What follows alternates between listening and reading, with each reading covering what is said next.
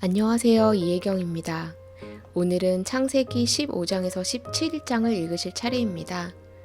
15장부터는 아브라함과 하나님의 언약에 관한 이야기인데요. 100세인 아브라함에게 하나님이 그의 자녀를 하늘의 별과 같이 많게 하고 또 바닷가의 모래처럼 많게 하시겠다는 약속을 하시는 내용입니다. 우리가 아브라함을 믿음의 조상으로 알고 있잖아요. 아이를 전혀 낳을 수 없는 100살의 나이인데 하나님의 언약으로 말미암아 아이를 낳았고 또 수많은 자손들이 그로 인해 번성했다. 이런 내용은 모두들 아시는 내용이라고 생각을 합니다. 제가 얼마 전에 사우나를 갔는데 노천탕에 있는 곳이었어요. 거기에 한 7, 8명 정도가 이렇게 앉아 있는데 어떤 할머니께서 이야기를 하시는 거예요. 아이고, 내가 정말 인생 힘들게 살았지. 그러면서 할머니가 지금 80살 정도 되셨는데 45세 남편을 사별하고 그 다음에 20살 된 아들을 천국으로 보냈다고 하시더라고요.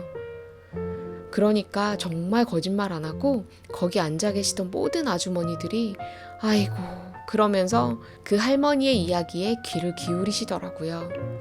그래서 한 10여 분 동안 할머니의 파란만장한 이야기를 들었는데요. 그 할머니의 말에 귀를 기울인 건 할머니가 내 옆집 할머니일 수도 있고 우리 친척의 이야기일 수도 있고 그래서 훨씬 감정이입이 쉬웠던 것 같아요. 그런데 아브라함은 우리가 와 믿음의 조상 맞다.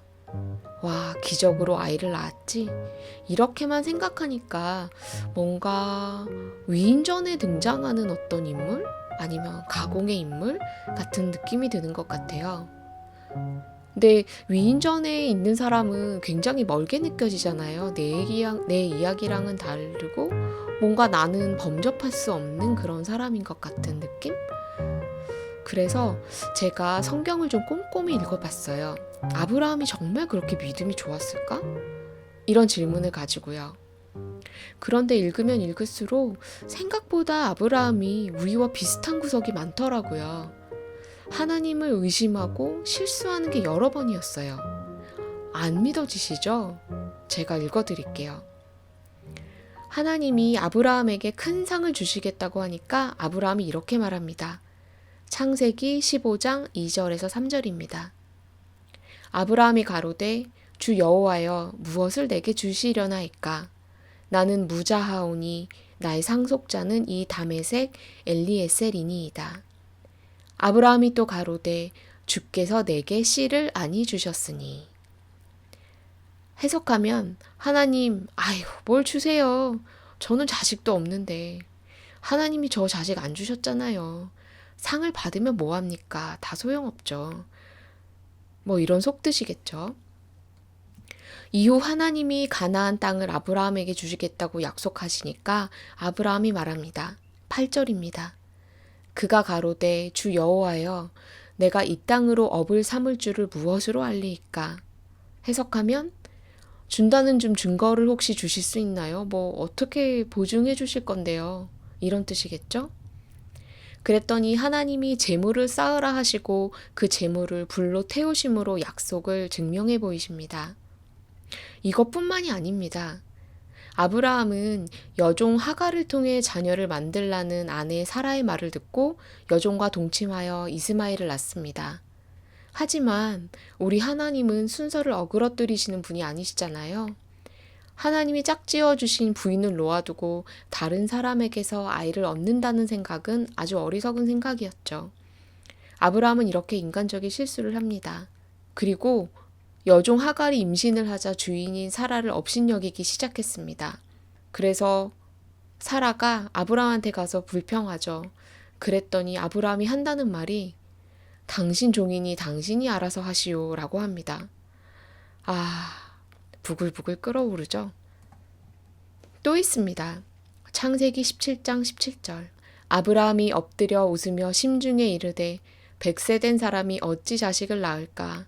사라는 90세니 어찌 생산하리요 하고 하나님이 말하는데 웃었어요. 아브라함이. 전혀 믿음이 없어 보이죠. 그리고 한술 더 뜹니다.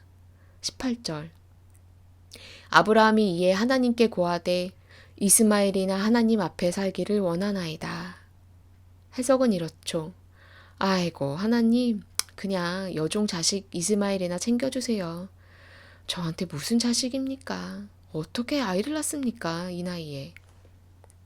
어떠세요? 이제 좀 우리 옆집 아저씨 같지 않으세요? 아브라함이 거대하고 위대한 믿음의 조상이라고만 생각했는데 의외로 실수와 불신도 있었습니다.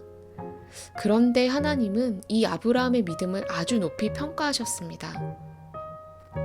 물론 아브라함이 이런 불신과 실수를 많이 했지만 아브라함은 하나님이 말씀하시면 믿었다고 성경에 나와 있습니다.